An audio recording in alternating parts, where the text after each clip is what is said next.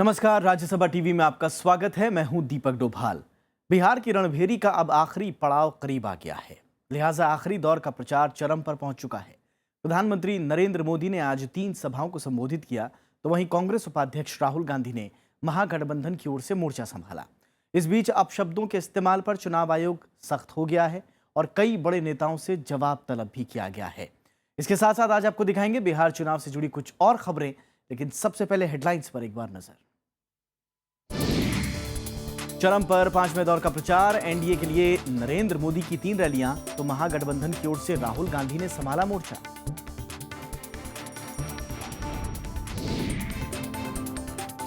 प्रचार में अपमानजनक टिप्पणी पर चुनाव आयोग सख्त। अमित शाह, राहुल गांधी और लालू यादव को नोटिस, 4 नवंबर तक मांगा जवाब।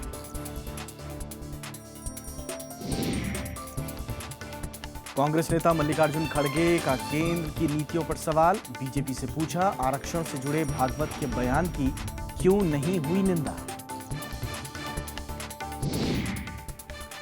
और कोसी की बाढ़ से 2008 में क्षतिग्रस्त पूर्णिया कटिहार रेल सेवा अब तक बहाल नहीं, जनता का जनप्रतिनिधियों पर लापरवाही का आरोप।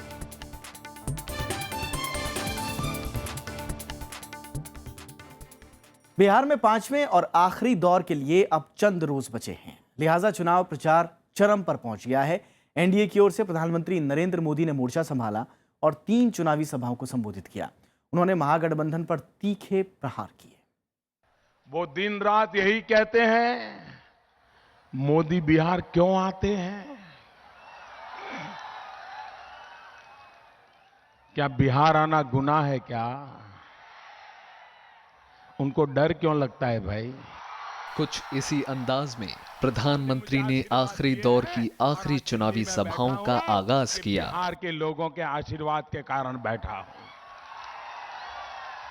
प्रधानमंत्री ने दरभंगा में कहा कि महागठबंधन के नेताओं में आपसी मतभेद है। खड़े नहीं रह सकते। जो इतने बड़े इलेक्शन कैंपेन में कंधे से कंधा मिलाकर खड़े नहीं रह सकते, एक के का दूसरे प्रति अविश्वास होता है, वो चुनाव में कभी साथ चल नहीं सकते। वो चुनाव के बाद आपका भला नहीं कर सकते भाइयों। पूर्णिया में प्रधानमंत्री ने 84 के दंगों का जिक्र किया और कांग्रेस पर कई गंभीर आरोप लगाए। कांग्रेस पार्टी पर गंभीर आरोप लगे थे। उन्होंने एनडीए सरकार पर लग रहे आरोपों पर पलटवार भी किया। कत्लेआम किया जा रहा था। कांग्रेस पार्टी पर गंभीर आरोप लगे थे। कांग्रेस के नेताओं पर गंभीर आरोप लगे थे। और आज उसी 2 नवंबर को कांग्रेस पार्टी टॉलरेंस पर भाषण देने लगी है। नरेंद्र मोदी ने लालू नीतीश से उनके 25 साल के कार्यकाल का हिसाब मांगा। साथ ही केंद्र सरकार की ओर से बिहार को दिए गए विशेष पैकेज की बात भी कही। वादे कर करके जो चीजें छोड़ी गई है, अरे उसको भी हम पूरा करेंगे। उन्होंने विकास के लिए एनडीए को वोट देने की अपील की। इन कामों को लेकर के मैं आगे बढ़ना चाहता हूं। बिहार के लिए हमें कुछ करना है, इसलिए हमने कहा हमारी योजना के 1,25,000 करोड़ तो देंगे, लेकिन पुराने झूठे वादे कर करके जो चीजें छोड़ी गई है, अरे उसको भी हम पूरा करेंगे। अगर करना है तो बिहार के लिए करना है, हमारे बिहार के लिए करना है। प्रधानमंत्री नरेंद्र मोदी ने सोमवार को पूर्णिया, दरभंगा और अररिया के फरबिसगंज में सभाओं को संबोधित किया। ये सभी इलाके 5वें चरण में शुमार हैं, जहां 5 नवंबर को चुनाव होना है। विधानसभा चुनाव के प्रचार की अंतिम रैली में प्रधानमंत्री नरेंद्र मोदी ने एक बार फिर से बिहार के सत्तारूढ़ गठबंधन को बिहार के पिछड़ेपन और बेरोजगारी के लिए जिम्मेदार ठहराया। साथ ही साथ उन्होंने केंद्र सरकार के द्वारा किए गए अच्छे कामों के बदौलत बिहार की जनता से वोट की अपील की। दरभंगा से कैमरामैन प्रेम सिंह के साथ रविंद्र सिंह शोराण, राज्यसभा टीवी। और इस तरह 5वें और आखिरी दौर के लिए एनडीए ने चुनाव प्रचार में पूरी ताकत झोंक दी है। गृह मंत्री राजनाथ सिंह ने कटिहार में चुनावी रैली को संबोधित किया। उन्होंने कहा कि एनडीए की सरकार बनने के बाद बिहार में कानून व्यवस्था को दुरुस्त करना पहला मकसद है। राजनाथ सिंह ने केंद्र सरकार की उपलब्धियां गिनवाई और महागठबंधन के नेताओं की आलोचना की। गृह मंत्री ने जनता से विकास के नाम पर वोट मांगे। खुद सांप्रदायिकता फैलाते हैं, सामाजिक नफरत फैलाते हैं और हमारी सरकार को टारगेट करते हैं। हम तो यह मानते हैं अपराधी अपराधी होता है, चाहे वह किसी भी जाति, पंथ, मजहब अथवा धर्म को मानने वाला के। इस आधार पर कोई भेदभाव नहीं होना चाहिए। हम लोगों को यह पाठ यह महागठबंधन के लोग न पढ़ाएं। महागठबंधन की ओर से कांग्रेस उपाध्यक्ष राहुल गांधी ने सोमवार को 3 रैलियों को संबोधित किया। उन्होंने महागठबंधन की जीत का दावा किया, साथ ही जनता से कई वादे भी किए। तो वहीं प्रधानमंत्री और केंद्र सरकार के कामों की कड़ी आलोचना की। 5वें दौर के प्रचार के लिए कांग्रेस उपाध्यक्ष सोमवार को बिहार पहुंचे। राहुल गांधी ने अलग अलग जगह 3 रैलियों को संबोधित करते हुए केंद्र सरकार की कड़ी आलोचना की। उन्होंने अच्छे दिन वाले नारे पर तंज कसते हुए केंद्र सरकार पर महंगाई ना रोकने का इल्जाम लगाया। राहुल गांधी ने प्रधानमंत्री पर भी जनता से झूठे वादे करने का आरोप लगाया। नरेंद्र मोदी जी कुर्सी के लिए कभी यहाँ झूठ बोलते हैं, कभी 15 लाख दे दूंगा, कभी दाम कम कर दूंगा, कभी रोजगार दे दूंगा, कभी मेक इन इंडिया, कभी स्वच्छ भारत। नरेंद्र मोदी जी कुर्सी के पीछे भागते हैं, झूठ बोलते हैं। और इस मीटिंग में बिहार की जनता क्या करती है? कुर्सियां पड़ी हुई थी अंदर, आपने उठा के कुर्सियों को बाहर फेंक दिया, कहा कि हमें कुर्सी की जरूरत नहीं है। कांग्रेस उपाध्यक्ष राहुल गांधी ने एनडीए की हार का और महागठबंधन की जीत का दावा किया। उन्होंने जनता के सामने कई चुनावी वादे भी रखे। हर जात, हर धर्म, हर व्यक्ति की इज्जत होगी और हर व्यक्ति को हम विकास से जोड़ेंगे। हर डिस्ट्रिक्ट में हम एक यूनिवर्सिटी खोलेंगे कि हर युवा को शक्ति, हर युवा को शिक्षा मिले और उसके बाद रोजगार मिले। गांव में किसानों को, हर किसान को हम पानी देंगे। 5वें दौर के लिए राहुल गांधी ने सोमवार को अररिया, पूर्णिया और कटिहार में 3 चुनावी सभाएं की। 5 नवंबर को 5वें और आखिरी दौर के लिए मतदान होना है। Bureau report, Rajya Sabha TV. और कांग्रेस का कहना है कि बीजेपी कांग्रेस पर झूठे आरोप लगा रही है। कांग्रेस नेता मल्लिकार्जुन खड़गे ने राज्यसभा टीवी से खास बातचीत में ये बातें कही। इसमें खड़गे ने एनडीए पर कई आरोप लगाए। उन्होंने कहा कि बीजेपी आरक्षण को खत्म करने के पक्ष में थी, लेकिन बात नहीं बनी तो बचाव की मुद्रा में आ गई। खड़गे ने यह भी कहा कि कांग्रेस के शासनकाल में न सिर्फ बिहार बल्कि केंद्र ने सभी राज्यों की काफी तरक्की की।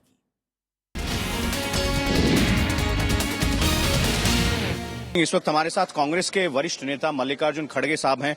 सर, आरोप प्रत्यारोप का दौर चल रहा है, बहुत तरह तरह के बयान आ रहे हैं आपके गठबंधन के खिलाफ बीजेपी की तरफ से, चाहे वो जात पात की राजनीति करने का बयान हो या फिर गलत दावे करने का बयान हो। आखिरी समय है, क्या जवाब देना चाह रहे हैं आप? आप देखिए, जितने भी बीजेपी के नेता लोग हैं, जो भागवत ने कहा उसको सपोर्ट करने की कोशिश की, उसको कंडम करने की कोई भी बात नहीं की। जब उनकी जमीन खिसक रही थी यहाँ पर बिहार में, तब उनको याद आ गया और मोदी जी कहने लगे कि हम आरक्षण रखेंगे, जब तक मैं जिंदा हूँ तब तक कोई हाथ नहीं लगाए। इससे ये जाहिर होता है उनके नियत में और नीति में बहुत फर्क है।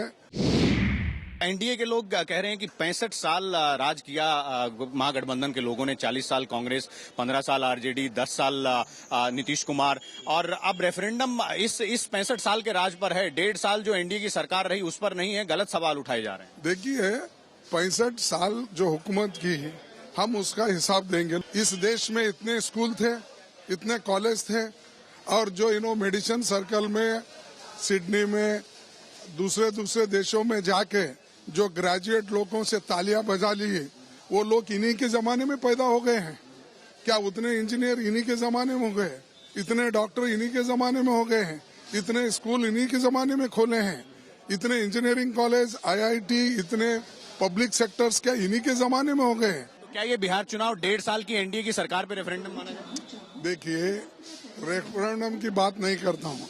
जो गलत बात लोगों को वो बता रहे हैं और वो ये कह रहे हैं 65 साल में कुछ नहीं हुआ। अगर कुछ नहीं होता तो मोदी आज प्राइम मिनिस्टर नहीं बनते।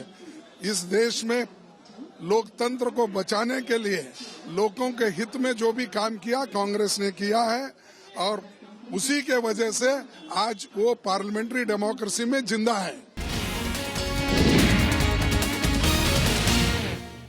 बिहार चुनाव में अब केवल 57 सीटों पर वोटिंग बची है। सियासी लिहाज से दोनों गठबंधनों के लिए ये सीटें बेहद अहम हैं।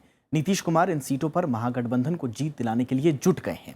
सोमवार को हुई करीब 6 रैलियों में उन्होंने अपनी जीत के दावे के साथ साथ एनडीए की भी जमकर आलोचना की। बिहार में चुनाव का 5वां और आखिरी दौर बचा है। पहले 4 चरणों की तरह ही 5वें दौर के चुनाव प्रचार में भी नीतीश कुमार सबसे बड़ी भूमिका निभा रहे हैं। दरभंगा की रैली में उन्होंने एनडीए सरकार को विकास विरोधी बताया और महागठबंधन के पक्ष में वोट मांगे। हम लोगों को काम करने का मौका दीजिएगा तो महागठबंधन का साझा कार्यक्रम तय हो गया।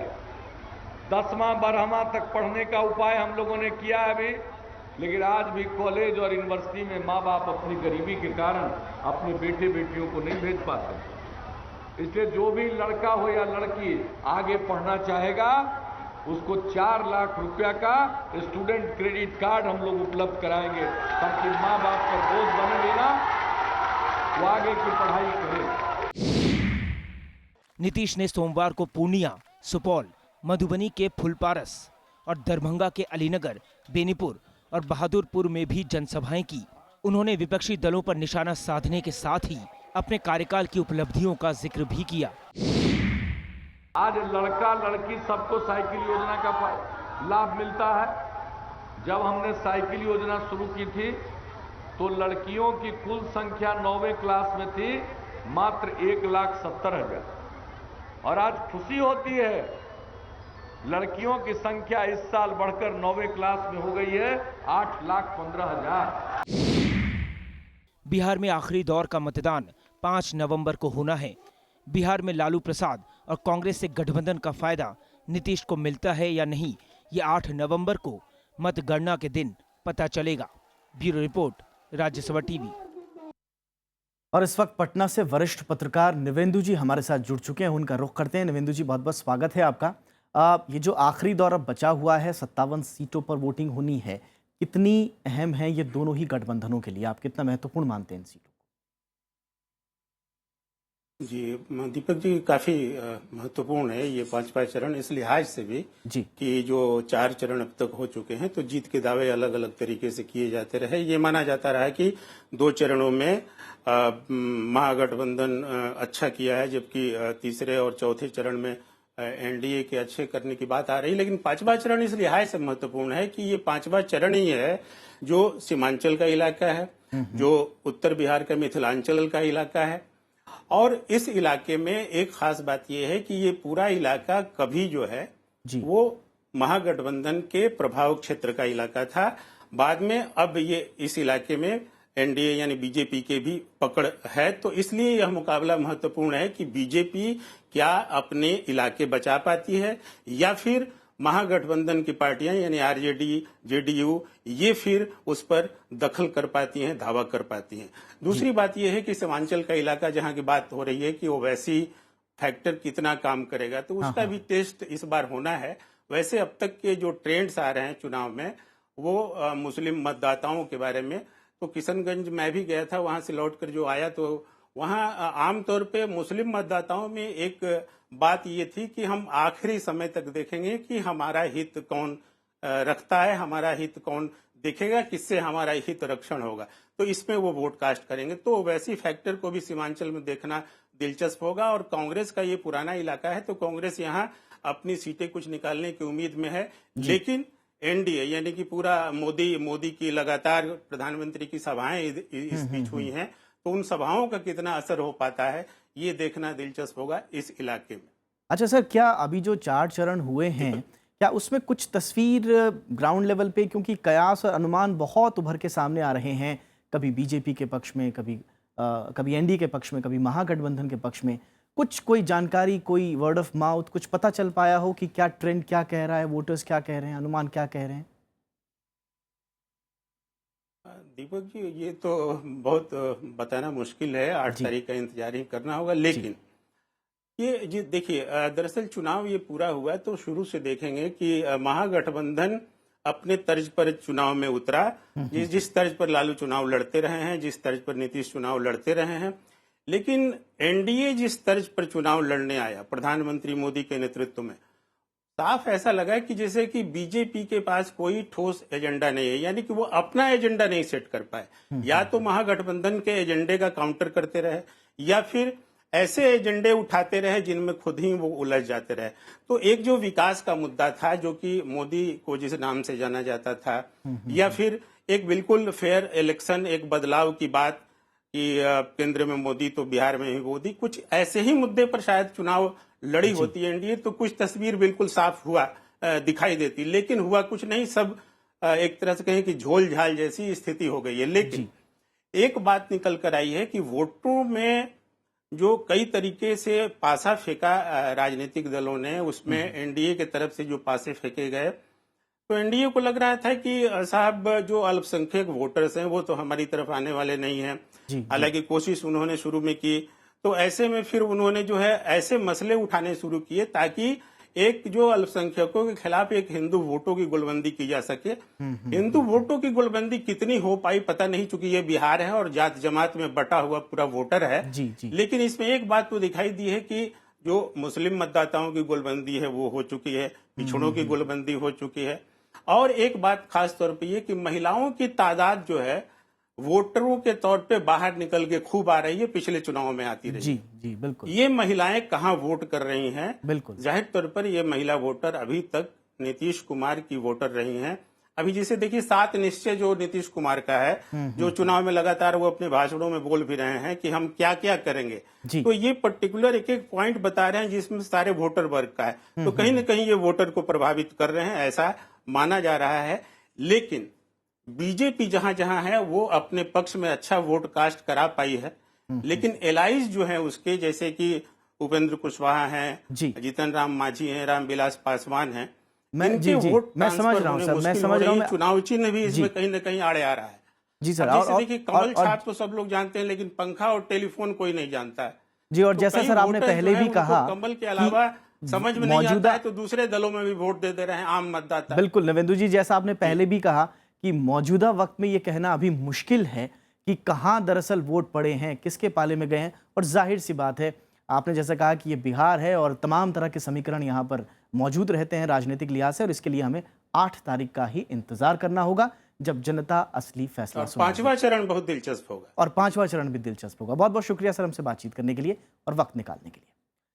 आगे बढ़ते हैं। भड़काऊ भाषणों पर अमित शाह, राहुल गांधी और लालू यादव को चुनाव आयोग के नोटिस पर बयानबाजी तेज हो गई है।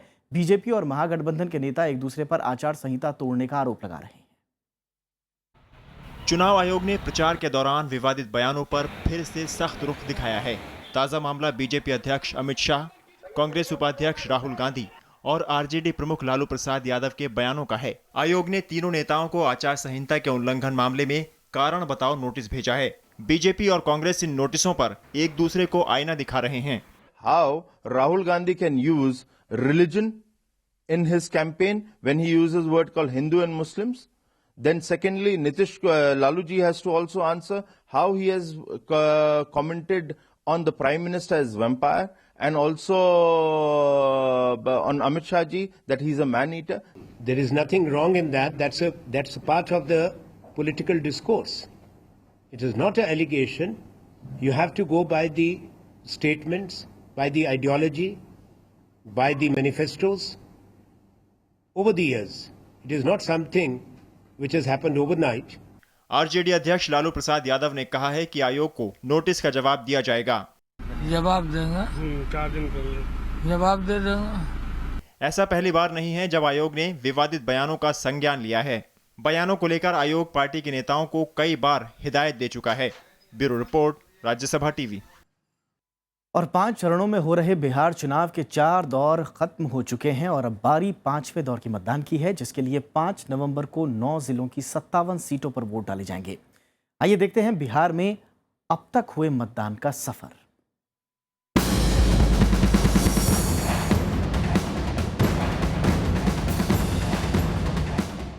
बिहार का चुनावी समर, 243 सीटों के लिए सियासी घमासान।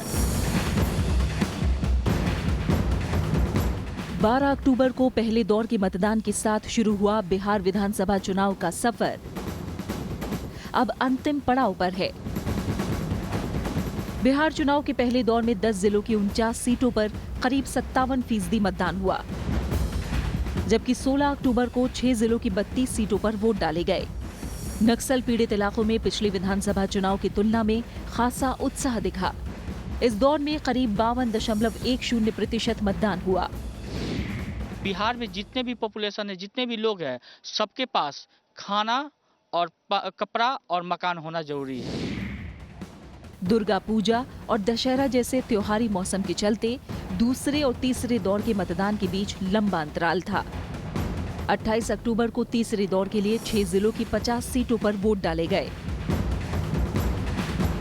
करीब 56% मतदान में महिलाओं ने बढ़ चढ़कर मताधिकार का इस्तेमाल किया। सही लोगों को वोट दिया जाए, जो हमारा सही सदस्य है। हम लोग सोच रहे हैं कि देश का विकास हो, देश आगे बढ़े, भ्रष्टाचार मिटे यहाँ का। रविवार को चौथे दौर की वोटिंग हुई। शुरुआती 3 चरणों की तुलना में चौथे दौर में मतदाताओं ने बम्पर वोटिंग की। बड़ी तादाद में मतदाता मतदान केंद्रों पर पहुंचे। बिहार के सियासी रण में अब 5वें दौर की बारी है, जिसमें 5 नवंबर को 9 जिलों की 57 सीटों पर वोटिंग होगी। 8 नवंबर को सभी सीटों के नतीजों का ऐलान होगा। Bureau report, Rajya Sabha TV. Kosi के कहर से अब तक पूर्णिया नहीं उबर पाया है। 2008 में कोसी नदी ने पूरे सीमांचल में भारी तबाही मचाई थी। इस त्रासदी में पूर्णिया, सहरसा, कटिहार रेल लाइन भी तबाह हो गई थी, लेकिन 7 साल बाद भी यहां रेल संपर्क बहाल नहीं हो पाया है। पूर्णिया कोर्ट स्टेशन से हमारी एक खास रिपोर्ट। पूर्णिया शहर के बीचों बीच पूर्णिया कोर्ट रेलवे स्टेशन कभी गुलजार हुआ करता था। स्टेशन के आसपास दुकानें थीं, मुसाफिरों की चहल पहल रहती थी, लेकिन अब ये सुनसान पड़ा है। 2008 में कोसी के कहर में ये रेल लाइन तबाह हो गई, जो आज तक नहीं बन पाई। सहरसा कटिहार 2008 से ही बंद है। उसके बाद बनमनखी तक चल रही थी, 2012 से वो भी बंद है। ट्रैक पर काम तो चल रहा है, लेकिन मालूम नहीं ये कब पूरा होगा। पहले पूर्णिया से बनमनखी, सहरसा और कटिहार की दूरी काफी कम समय और खर्चे में तय होती थी, लेकिन अब इसके लिए ज्यादा समय और पैसे खर्च करने पड़ते हैं। कम भाड़ा में लोग सहरसा, पटना, भागलपुर चले जाया करते थे। अभी तो सीधा 3 गुना भाड़ा लगता है इससे। पहले रेलवे थे तो बहुत सस्ता, हम लोग आराम से पहुंच जाते थे। अब जो बस के चक्कर में बहुत सारे एग्जाम में छूट भी जाती है, बहुत सारा किराया लगता है, समय पे पहुंच नहीं पाते हैं। पहले ट्रेन थी तो बहुत आराम से पहुंच जाते थे। लोग कई सालों से परेशान हैं, लेकिन नेताओं की अपनी दलीलें हैं। वो रेल लाइन मरम्मत में देरी के लिए दूसरे दलों को जिम्मेदार ठहरा रहे हैं। हमारी सरकार और यहाँ हमारे विधायक जो हैं वो जो है सो इसके ऊपर जो है सो चिंतित रहे हैं, और अभी जाकर के जो चुनाव होगा और चुनाव के बाद अगर निर्णय हमारे पक्ष में आता है तो निश्चित रूप से उसके ऊपर हम लोग जो है सो काम करेंगे। लेकिन ईमानदारी पूर्वक ये भारत सरकार का मामला है। इसके सांसद जो थे पूर्व में, उन्होंने तो ईमानदारी पूर्वक इस पर काम नहीं किया और उनकी विफलता है। पूर्णिया के सामाजिक कार्यकर्ता इस समस्या को लेकर जनप्रतिनिधियों की उपेक्षा से नाराज नजर आते हैं। 7 साल में एक रेल की पटरी और बहुत दूरी तक नहीं भी जब मरम्मत नहीं हो सका, नहीं बिछाया जा सका, तो भगवान मालिक है इस प्रशासन का, चाहे केंद्र का रहे चाहे राज्य का रहे। सीमांचल में आखिरी दौर में 5 नवंबर को मतदान होना है। शिशिर चौबे, राज्यसभा टीवी। लोकतंत्र 2015 में फिलहाल इतना ही। दीजिए इजाजत। नमस्कार।